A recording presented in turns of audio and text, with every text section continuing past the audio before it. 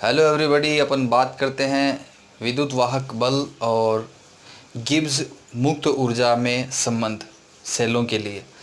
तो इसको अपन पढ़ेंगे। देखो, विद्युत वाहक बल, विद्युत वाहक बल एवं गिब्स ऊर्जा में संबंध, इसके बारे में अपन बात करते हैं। देखो, कोई भी सेल होता है, उस सेल का विद्युत वाहक बल जो है वो विद्युत वाहक बल उसको अपन ई से प्रदर्शित करते हैं, एक तो ये, और एक उस सेल का कुल आवेश की मात्रा एनएफ। एफ तो है 1 मोल इलेक्ट्रॉन पर आवेश और एन है number of electrons, number of mole of electrons. तो एन एफ तो हो गया कुल आवेश, ये तो आ गए कुल आवेश की मात्रा, और ये हो गया आपका विद्युत वाहक बल। विद्युत वाहक बल, इन दोनों का गुणनफल जो है वो सेल द्वारा किए गए विद्युत कार्य W के बराबर होता है। ये ध्यान रखना है कि किसी भी सेल द्वारा किया गया विद्युत कार्य, उस सेल में प्रवाहित कुल आवेश की मात्रा NF और उस सेल के विद्युत वाहक बल के गुणनफल के वो बराबर हुआ करता है। अब सेल का विद्युत वाहक बल या सेल का विद्युत वाहक बल और NF कुल आवेश की मात्रा, दोनों का गुणनफल हमने कहा W। में दो प्रकार के सेल हैं, एक है विद्युत रासायनिक सेल और एक है विद्युत अपघटनी सेल। विद्युत रासायनिक सेल से हम विद्युत ऊर्जा प्राप्त करते हैं, मतलब आपके पास में रसायन भरे हुए होते हैं अलग अलग पात्रों में, जैसे यहाँ पे ZnSO4 है, यहाँ CuSO4 है, यहाँ Zn की छड़ है और इन दोनों को किसी कंडक्टर से जोड़ा गया है और ये सोल्ट ब्रिज लगाया हुआ है इस तरह से। तो यहाँ पे इस ZnSO4 के विलयन और CuSO4 के विलयन से हमें ये जो इलेक्ट्रोड डुबो देने के बाद में विद्युत धारा इसमें परिपथ में प्रवाहित होती है, यानी प्राप्त होती है आपको, और इससे आप कोई भी विद्युत उपकरण चला सकते हो। तो इसका मतलब ये जो सेल है जिसमें हमने रासायनिक ऊर्जा से विद्युत ऊर्जा प्राप्त की, रासायनिक ऊर्जा से हमने प्राप्त की विद्युत ऊर्जा, ऐसे सेल जो होते हैं वो स्वतः प्रक्रम के उदाहरण होते हैं। स्वतः प्रक्रम के उदाहरण होते हैं, मतलब इनको संचालित करने के लिए आपको बाहरी कार्य नहीं करना पड़ता है, कोई विद्युत कार्य इन पर नहीं करना पड़ता है, बल्कि इनसे हमें विद्युत ऊर्जा प्राप्त होती है। तो ऐसे सेल जो होते हैं वो अपन स्वतः प्रक्रम कहते हैं, और जहां स्वतः प्रक्रम होता है उसके लिए कहा जाता है कि डेल्टा जी का मान जो होता है वो ऋणात्मक होता है, नेगेटिव होता है। ये हमें ध्यान में रखना है। फिर इसके बाद में एक सेल ऐसे होते हैं जिसमें एक पात्र है जिसमें कोई रसायन भरा हुआ है, जैसे एक वोल्टामीटर है HCl, और इसमें 2 इलेक्ट्रोड लगा दिए गए और फिर बाहर से कोई बैटरी जोड़ करके उससे विद्युत धारा इसमें प्रवाहित की गई। तो अब देखो, इस रसायन में विद्युत धारा प्रवाहित की गई है, इसका मतलब विद्युत कार्य इस रसायन पर किया गया है, यानी कि इस कंडीशन में विद्युत ऊर्जा जो है वो परिवर्तित हो जाएगी रासायनिक ऊर्जा में। रासायनिक ऊर्जा में यहाँ एनोड पे H2 और कैथोड पे Cl2 गैस आपको मिलती है, इसके ये उत्पाद होते हैं, मतलब इधर से H2 निकलेगी, इधर से Cl2 निकलेगी, ये उत्पाद प्राप्त होते हैं। तो इस सेल को हम बोलते हैं विद्युत अपघटनी सेल। इस सेल को क्या बोलते हैं? विद्युत अपघटनी सेल कहते हैं, अपघटनी सेल कहते हैं। तो हमारे पास दो प्रकार के सेल हो गए, एक तो है विद्युत रासायनिक सेल जिसमें रासायनिक ऊर्जा विद्युत ऊर्जा में बदलती है, मतलब इन रसायनों से हमें विद्युत ऊर्जा प्राप्त होती है। एक ये होता है कि हम बैटरी लगा करके फिर विद्युत धारा प्रवाहित करते हैं इन रसायनों में, तो ऐसे सेल को बोलते हैं विद्युत अपघटनी सेल। ऐसे सेल के लिए आपको बाहर से विद्युत कार्य करना पड़ा, इसका मतलब प्रक्रम स्वतः नहीं घटित हुआ है, मतलब H2 और Cl2 आपको स्वतः नहीं मिली है। तो ऐसे सेल जो होते हैं वो किसके उदाहरण हैं? तो अपन कह देंगे अस्वतः प्रक्रम के उदाहरण हैं। अस्वतः प्रक्रम के लिए डेल्टा जी जो होता है वो हमेशा क्या होता है? धनात्मक होता है। तो भाई अब अपन पढ़ रहे हैं विद्युत वाहक बल और गिब्स ऊर्जा में संबंध। ये संबंध बताने के लिए मैंने तुम्हें एक पहले W विद्युत कार्य की परिभाषा ये बताई है कि किसी भी सेल का विद्युत वाहक बल E और उस सेल में प्रवाहित आवेश की मात्रा, दोनों के गुणनफल को क्या बोलते हैं? विद्युत कार्य W कहते हैं। फिर हमने कहा कि हमारे पास में सेल दो प्रकार के हैं, एक है विद्युत रासायनिक सेल और एक है विद्युत अपघटनी सेल। विद्युत अपघटनी सेल में हम विद्युत धारा प्रवाहित करते हैं, मतलब हमें कोई ना कोई कार्य करना पड़ता है, विद्युत कार्य करना पड़ता है, इसलिए प्रक्रम स्वतः नहीं है, हमें करवाना पड़ता है, इसलिए हमने कहा प्रक्रम कैसा है, अस्वतः प्रक्रम है। फिर अपन ने कहा कि जिनमें अस्वतः प्रक्रम हो उनमें डेल्टा जी धनात्मक होता है।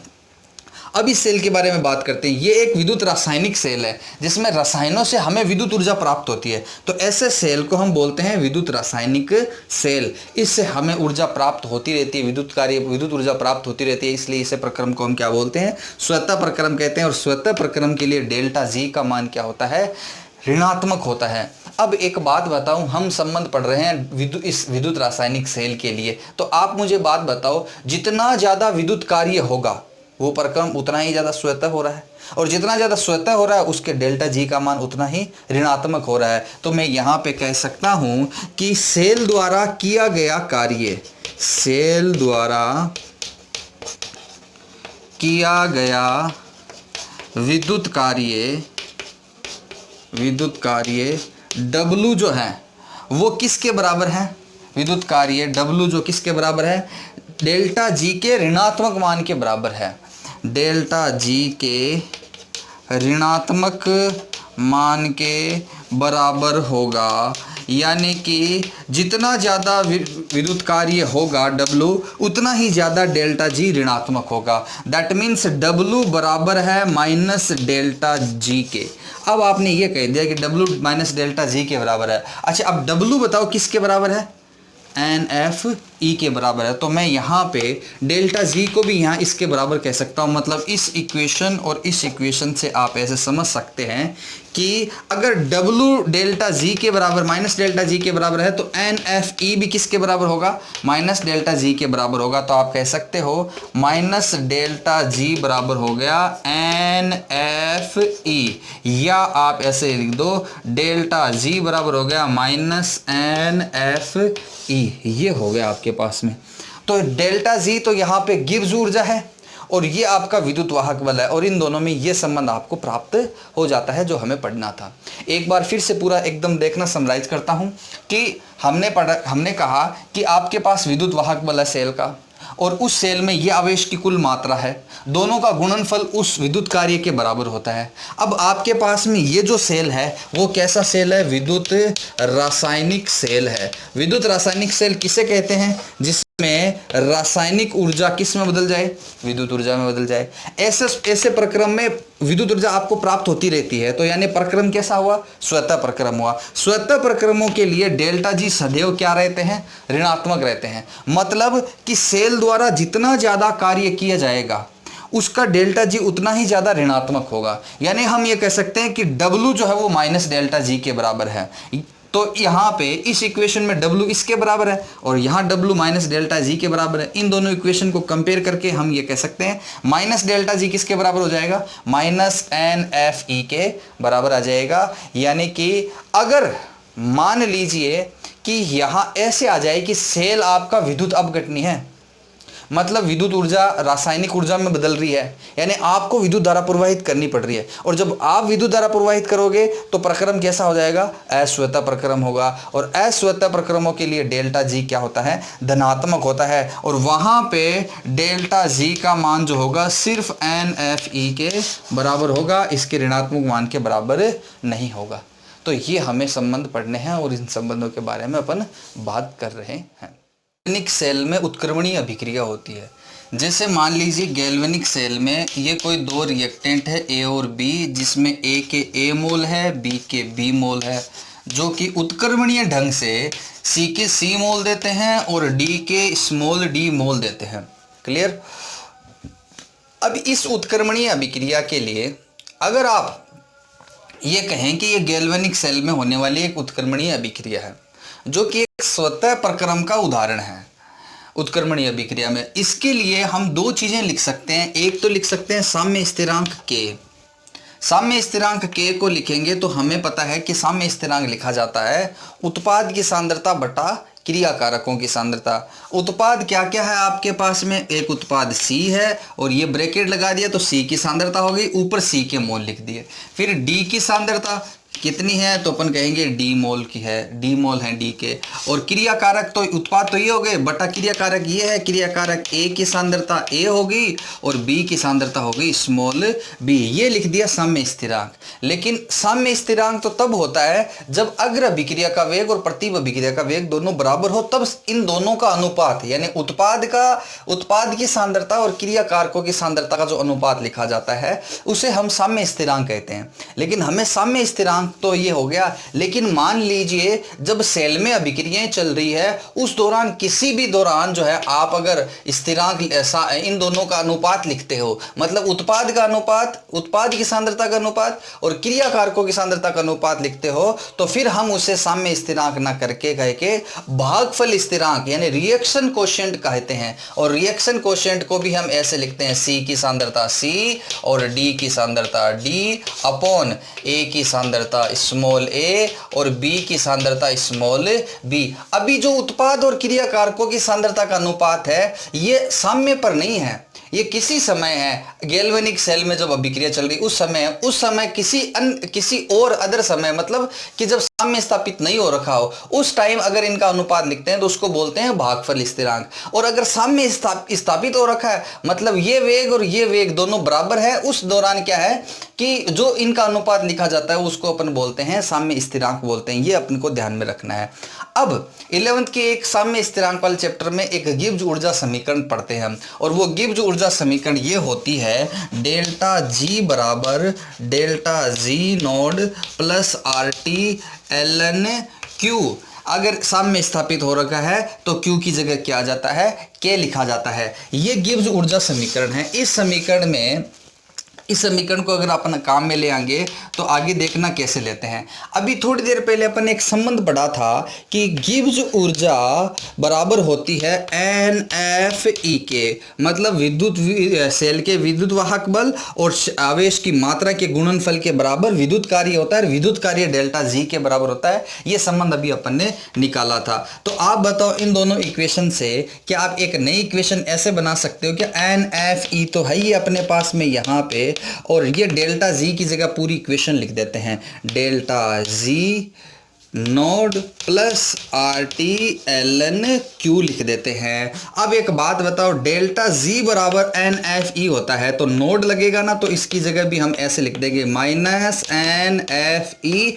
ई लिखा है तो ई क्या है, ई लिखा है विद्युत वाहक बल है, और इस पे नोड लगाया तो इस पे भी नोड लगा देते हैं। नोड का मतलब होता है मानक, यानी ये गिब्स ऊर्जा परिवर्तन मानक गिब्स ऊर्जा परिवर्तन है। ये सेल का विद्युत वाहक बल क्या है, मानक विद्युत वाहक बल है, प्लस क्या बचा हुआ है R T L N Q, और ये इधर आ जाएगा माइनस एन एफ ई लिखा जाएगा। ये बात इतनी समझ में आई क्या आपके? देखो क्या क्या है, सबसे पहले उत्क्रमणीय अभिक्रिया लिखी है, उसके लिए भागफल स्थिरांक लिखा है, मतलब इसकी सांद्रता बटा इसकी सांद्रता लिखी है, साम्य पर नहीं। ये अनुपात साम्य को दिखाता है। ठीक, अपन कहते हैं अगर साम्य है तब के लिखेंगे और साम्य नहीं है तब क्यू लिखेंगे। फिर हमने कहा ये गिब्स समीकरण है। इस समीकरण में डेल्टा जी बराबर delta G naught R T L N K है, ये संबंध अपन ने पढ़ रखा है। इस संबंध में क्या किया, ये एन एफ ई को तो यहीं रख दिया, इस डेल्टा जी की जगह मैंने ये पूरा पूरा यहाँ पे पुट कर दिया। अब एक बात बताओ, अगर डेल्टा जी बराबर माइनस एन एफ ई होता है तो डेल्टा जी नोड बराबर क्या हो जाएगा, minus N F E naught हो जाएगा। डेल्टा जी नोड क्या है, मानक गिब्स ऊर्जा परिवर्तन है। ई नोड क्या है, मानक सेल विभव है। इस पे नोड क्यों नहीं लगाया, ये तो स्थिरांक है। एन क्या है, नंबर ऑफ मोल है, और एफ क्या है, एक मोल इलेक्ट्रॉन की आवेश की मात्रा है। तो ये तो हो गए स्थिरांक, इसलिए इन पर नोड नहीं लगता। अब इस पूरी समीकरण को अगर मैं माइनस से गुणा करूं तो ये समीकरण क्या इस डिजाइन में आ जाएगा क्या, ये तो हो जाएगा एन एफ ई, और ये हो जाएगा प्लस का एन एफ ई नोड, और ये हो जाएगा minus R T L N Q हो जाएगा। अब इस पूरी समीकरण में एन एफ से भाग दे देता हूँ ताकि कोई प्रभाव नहीं पड़े। इसको भी मैं एन एफ से डिवाइड कर देता हूँ, इसको भी मैं एन एफ से डिवाइड कर देता हूँ, और इसको भी मैं एन एफ से डिवाइड कर देता हूँ। जो कैंसिल आउट हो रहा है ना उसको कैंसिल आउट कर देते हैं।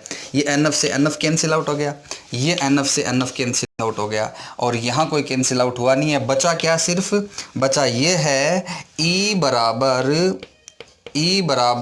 ई node minus RT ln Q/NF ये बचा है। This is your give next equation. अब इसको थोड़ा सा और सोल्व करते हैं, थोड़ा और सरल करके लिखते हैं। ये जो E है ये विद्युत वाहक बल है सेल का, ये भी विद्युत वाहक बल है सेल का, लेकिन ये मानक विद्युत वाहक बल है। अब अपन कहेंगे R क्या है, R एक गैस स्थिरांक है जिसका मान होता है R बराबर 8.314 किलो जूल पर मोल, किलो पर जूल पर मोल, ठीक। और T क्या है, 298 केल्विन ताप है। और R आ गया, T आ गया। F क्या है, F है 1 मोल इलेक्ट्रॉन पर आवेश, और 1 मोल इलेक्ट्रॉन पर आवेश होता है 96500 कुलाम पर मोल, यानी 1 मोल इलेक्ट्रॉन पर इतना कुलाम आवेश होता है। और दूसरी बात क्या है, यह एलन।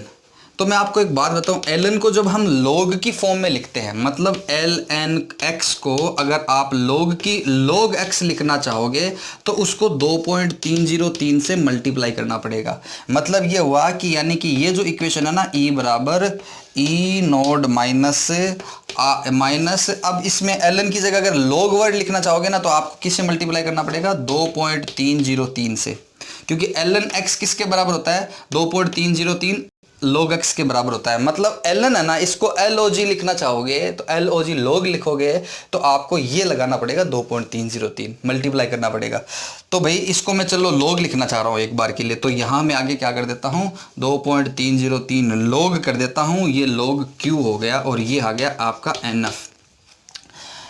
इस इक्वेशन में ये एक स्थिरांक वैल्यू है, n नंबर ऑफ इलेक्ट्रॉन है या number of moles of electron है जो कि परिपथ में प्रवाहित होते हैं। F 1 मोल इलेक्ट्रॉन की वो है, 1 मोल इलेक्ट्रॉन का आवेश है। और क्या है, एक RT है। RT क्या है, R क्या है, गैस स्थिरांक है, और T क्या है, ताप है।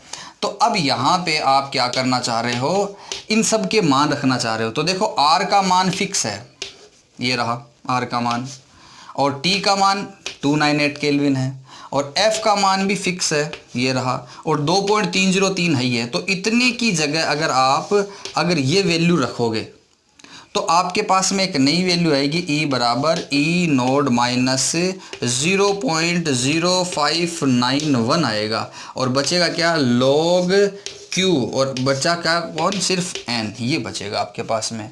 ये next equation, modified next equation होगी जो कि और ज़्यादा सॉल्व है। अब अपन कहेंगे, मान लीजिए यहाँ पे log Q की जगह log K लिखना चाहते हैं, तो वो तो तब लिखेंगे ना जब Q किसके बराबर हो जाए, K के बराबर हो जाए।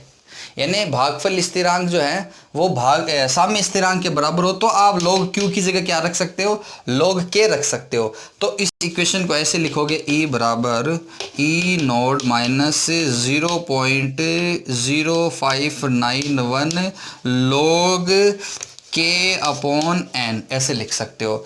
log K की वैल्यू ये रही, आप चाहो तो ऐसे भी लिख सकते हो, E बराबर E नोड माइनस 0.0591 C के log C की सांद्रता C, D की सांद्रता स्मॉल d, और A की सांद्रता स्मॉल a, और B की सांद्रता स्मॉल b। अब एक बात बताओ कि आपको ये कह दे कि उत्पाद की सांद्रता और क्रिया कारकों की सांद्रता जो है वो इकाई है, मतलब इतनी वैल्यू जो है ना ये इकाई सांद्रता हो, तो ये बताओ ये log 1 नहीं हो जाएगा क्या, और log 1 की वैल्यू जो होती है वो 0 होती है, और जब 0 हो जाएगी तो ये log 0 हो जाएगा, तो इस log 1 हो जाएगा, तो log 1 का मान होता है 0 को इससे मल्टीप्लाई करेंगे तो 0, तो ये फिर क्या है, ये 0.59 भी 0 हो जाएगा, बचेगा कौन, सिर्फ E बराबर बचेगा E नोड बचेगा। यानी कि जब इकाई सांद्रता ली हमने तो log 1 हो गया, log 1 का मान कितना होता है 0, इसको 0 रखते ये 0.0591 भी ये क्या हो गया 0, तो सिर्फ बचा कौन, E बराबर E नोड ही बचा, माइनस 0. ये तो सारा 0 हो गया, तो E नोड ही बचा। E नोड क्या है, मानक सेल का मानक विद्युत वाहक बल है, और ई क्या है, विद्युत वाहक बल है सेल का। तो जब इकाई सांद्रता हो तो सेल का विद्युत वाहक बल ही मानक विद्युत वाहक बल के बराबर होता है, ये ध्यान में रखना है। तो ये आपकी नेंस्ट इक्वेशन है। एक बार फिर से देख लो, हर स्टेप इसका इंपॉर्टेंट है कि हमारे पास में एक उत्क्रमणीय अभिक्रिया है गैल्वेनिक सेल में, जिसके लिए ये इसकी सांद्रता और इसकी सांद्रता का अनुपात किसी समय t में लिखते हैं तो उसको तो बोलेंगे Q, और अगर साम्य पे लिखते हैं इनका अनुपात तब बोलते हैं K, साम्य स्थिरांक K। फिर हम कहते हैं गिब्स ऊर्जा समीकरण क्या है, डेल्टा जी बराबर delta ji not plus RT ln Q है।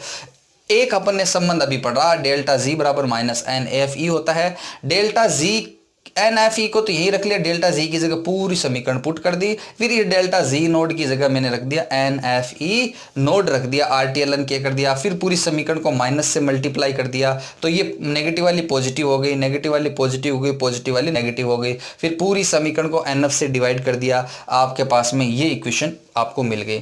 फिर इस इक्वेशन में क्या किया हमने, इस ln की जगह LOG लॉग लिखना चाहा तो लॉग लिखते हैं, तो लॉग लिखने के लिए हमें 2.303 से मल्टीप्लाई करना पड़ेगा। तो हमें आएगा E बराबर ई नोड माइनस 2.303 RT ध्यान रखना, ये क्या है RT log Q, ये आ जाएगा आपके पास में। फिर मैंने कहा इन सब के स्थिरांकों के मान फिक्स है, ये स्थिरांक है, ये R का मान है, ये T का मान है और ये F का मान है। इन सब के मान रख करके फिर जब कैलकुलेट करेंगे तो एक नया स्थिरांक बनेगा जिसका मान है 0.0591 है। फिर हमने क्या कहा 0.0591 आ गया और ये बचा log Q, ये हो गया आपके पास में सोल्व नेंस्ट इक्वेशन आ गई। लेकिन ये कहा जाता है कि जब Q बराबर आ जाए K के तो log K रख देंगे, और log K का मान क्या होता है, ये होता है। और ये कब है, ये है इसकी सांद्रता मान लीजिए इकाई है तो ये log 1 हो जाएगा, log 1 मीन्स 0 हो गया, log 1 का मान 0 हो गया, 0 होते ये पूरी टर्म 0 हो गई। तो E बराबर किसके आ गया, E नोड के आ गया, यानी सेल का विद्युत वाहक बल ही सेल के मानक विद्युत वाहक बल के बराबर होता है। ये नेंस्ट इक्वेशन है, इसको याद रखना है, इसके एप्लीकेशन में ये बहुत ज़्यादा काम में आएगी। बात करते हैं नेंस्ट समीकरण के एप्लीकेशन पार्ट की, यानी नेंस्ट समीकरण को हम कहाँ अप्लाई कर सकते हैं, किस में। तो देखो नेंस्ट समीकरण का उपयोग कर सकते हैं हम सेल के विद्युत वाहक बल ज्ञात करने में, किसी भी इलेक्ट्रोड का विद्युत वाहक बल ज्ञात करने में हम इसको काम में ले सकते हैं। जैसे या सेल का भी विद्युत वाहक बल ज्ञात किया जा सकता है, जैसे कि आप ये पता है आपको, आप कई लेक्चर में ये पढ़ चुके हैं गैल्वेनिक सेल में कि एक तरफ ZnSO4 में Zn डूबी हुई है, एक CuSO4 में Cu की इलेक्ट्रोड डूबी हुई है, और ये इस तरह से एक सोल्ट ब्रिज लगाया हुआ है। ये अपन कई बार पढ़ चुके हैं। इसमें ये रिएक्शन होती है, Zn जो है वो Zn+2 और 2 इलेक्ट्रॉन में कन्वर्ट होता है। इलेक्ट्रॉन इधर से इधर आ जाते हैं, उन इलेक्ट्रॉनों को Cu+2 आयन 2 इलेक्ट्रॉन को ग्रहण करके Cu में बदल जाते हैं, ये लिखते हैं। और इसके लिए सेल प्रदर्शन ऐसे लिखा जाता है, सेल प्रदर्शन ऐसे लिखा जाता है, जो मैंने आपको बता रखा है कि यहाँ पे क्या था, Zn था, किस में बदला, Zn+2 आयनों में बदला। बीच में इधर से इलेक्ट्रॉन इधर गए और बीच में क्या लगा हुआ है, लवण सेतु, ये लो लवण सेतु लगा हुआ है। फिर क्या हुआ यहाँ पे, आप कहोगे सर यहाँ पे Cu+2 आयनों ने इलेक्ट्रॉन ग्रहण किया, मतलब Cu+2 आयनों ने इलेक्ट्रॉन ग्रहण करके किस में बदल गए थे, Cu में बदल गए। ये तो इसका सेल प्रदर्शन है। और अगर नेट रिएक्शन लिखना चाहिए तो मैंने कहा इसको और इसको जोड़ दो, इसको और इसको जोड़ोगे तो 2 इलेक्ट्रॉन से 2 इलेक्ट्रॉन कैंसिल आउट हो जाएंगे। आपके पास में मिलेगा क्या, एक तो Zn है और एक क्या है, Cu+2 है। ठीक, Zn इलेक्ट्रॉन डोनेट करके खुद तो किस में बदल जाएगा, Zn+2 में, और ये Cu+2 इनसे इलेक्ट्रॉन ग्रहण करके किस में बदल जाएगा, Cu में। ये रिएक्शन है यहाँ पे। तो इस रिएक्शन में हो रहा क्या, Zn ने इलेक्ट्रॉन दान किए और Zn+2 में बदल गया। निकलने वाले इलेक्ट्रॉन इधर गए तो यहाँ पे Cu+2 आयनों ने इलेक्ट्रॉन ग्रहण कर लिए और वो खुद Cu में अपचयित हो गए। ठीक, वो उदासीन हो गए, ये आयनित हो गया। यहाँ पे ये तो क्रिया कारक है और ये क्या है, उत्पाद है। बस यही बात ध्यान रखनी है। मैंने इनको क्यों जोड़ा है, ताकि आपको ये पता चले कि ये क्रिया कारक है और ये उत्पाद है और ये इसका सेल प्रदर्शन है। तो आपको अगर सिर्फ सेल प्रदर्शन दिया हुआ हो तो भी आप इस इक्वेशन को बना सकते हो। कैसे कि Zn+2 में बदल रही है, मतलब Zn को इधर रखना है और वो Zn+2 में बदल रही है, मतलब आपको एरो की उस साइड में लिखना है। फिर लवण सेतु लगा, फिर Cu+2 है जो Cu में बदल रही है, जो मतलब यानी Cu को तो इधर रखना +2 को, और बदल रही है इसमें बदल रही है तो उसको उस तरफ लिख देना है। तो आप चाहो तो सीधा इससे ये रिएक्शन बना सकते हो। क्लियर। अब यहाँ पे क्या होता है, ये जैसे ही बनाई आपने कहा ये उत्पाद और ये क्रिया कारक है। तो अब देखो इसको मैं नेंस इक्वेशन में अप्लाई करता हूँ। E बराबर होता है E not minus 0.0591 upon n, ये लिखा भी अपन ने। और अभी अपन ने लिखा यहाँ पे log Q लिखा, यानी कि log Q होता है उत्पाद की सांद्रता और क्रिया कारकों की सांद्रता का अनुपात। तो मैं यहाँ पे सीधा लिख देता हूँ Q की जगह कि Zn+2 आयन की सांद्रता और Cu की सांद्रता, ये तो दो गए उत्पाद बटा, यानी यहाँ Q था ना, उसकी जगह क्या रख दिया, Q क्या होता है, उत्पाद की सांद्रता बटा क्रिया कारक की सांद्रता। तो उसकी जगह मैंने ये लिख दिया Zn+2 की सांद्रता और Cu की सांद्रता बटा क्रिया कारक ये है। तो इसकी जगह ये लिखा जाएगा Zn की सांद्रता और Cu+2 आयनों की सांद्रता। ये नेंस्ट इक्वेशन इस डेनियल सेल के लिए लिख सकते हैं। किसके लिए, इस डेनियल सेल के लिए लिखा जा सकता है। अब बताओ Cu सॉलिड है, इलेक्ट्रोड है, Zn भी एक इलेक्ट्रोड है, ये Zn इलेक्ट्रोड है, ये Cu इलेक्ट्रोड है। तो इन दोनों के मान जो हैं वो अपन इकाई मानते हैं। तो अपन कहेंगे Cu की सांद्रता और बराबर है Zn की सांद्रता बराबर किसके हैं, इकाई मान लेते हैं। तो बचा क्या आपके पास में, बचा आपके पास में ये E बराबर E नॉट माइनस 0.0591। अच्छा n का मान आप कितना लिखेंगे यहाँ पे, n मैंने कहा था नंबर ऑफ मोल्स है जो परिपथ में प्रवाहित हो रहे हैं। तो यहाँ से परिपथ से कितने इलेक्ट्रॉन निकल के गए, Zn ने +2 आयन बनाया, कितने इलेक्ट्रॉन निकले, 2 इलेक्ट्रॉन। मतलब एक Zn के परमाणु ने 2 इलेक्ट्रॉन त्याग किया, मतलब 1 मोल Zn+2 आयन बनने पर 2 मोल इलेक्ट्रॉन प्राप्त हो रहे हैं आपको, और वो एनोड से कैथोड की तरफ जा रहे हैं। तो यहाँ पे n की जगह कितना लिखूंगा, 2। यानी कि आप ये याद रखो कि जितने इलेक्ट्रॉन उधर से जाएंगे उतने यहाँ पे वैल्यू रखनी है। ठीक, तो यहाँ 2 आ जाएगा n की जगह, और ये आ गया आपके पास में log, इसकी जगह तो 1 आ गया, तो 1/1 तो 1 ही हो गया। मतलब इसकी जगह सिर्फ ये और ये लिख सकते हैं अपन, Zn+2 की सांद्रता बटा Cu+2 की सांद्रता। ये करूँगा, ये भी इसकी जगह भी 1 और इसकी जगह भी 1 करने की जरूरत थोड़ी है, नहीं ना। 1/1 क्या होता है, 1 ही होता है, और 1 को लिखने की जरूरत नहीं है, यानी सीधा इतना ही लिख सकते हैं अपन। ये तो आ गई किसके लिए, गैल्वेनिक सेल के लिए नेंस्ट इक्वेशन आ गई, जिसके द्वारा इस गैल्वेनिक सेल के अगर अपने को Zn+2 आयनों की सांद्रता और Cu+2 आयनों की सांद्रता अगर दे दी जाए तो हम इस गैल्वेनिक सेल का E निकाल सकते हैं। E क्या है, सेल का विद्युत वाहक बल है, वो निकाल सकते हैं, क्योंकि ये मानक विद्युत वाहक बल है जो कि फिक्स होता है, और 0.0591 ये स्थिरांक है, ये भी 2 स्थिरांक हो गया। तो सिर्फ अपने को क्या चाहिए, इन दोनों की सांद्रता दी हुई हो तो हम ये निकाल सकते हैं। तो आपसे कोई पूछे कि सेल का विद्युत वाहक बल किस पर निर्भर करता है, तो आप कहे ना, सेल के इलेक्ट्रोड जिस विद्युत अपघट्य के आयनों में डूबा हुआ है, अपने इलेक्ट्रोडों के आयनों की सांद्रता पर निर्भर करता है, यानी Zn+2 आयन और Cu+2 आयनों की सांद्रता पर निर्भर करता है। इसके द्वारा अगर ये दिया हुआ हो तो अपन ये निकाल सकते हैं। ये इसका एक बहुत ही बड़ा एप्लीकेशन पार्ट है।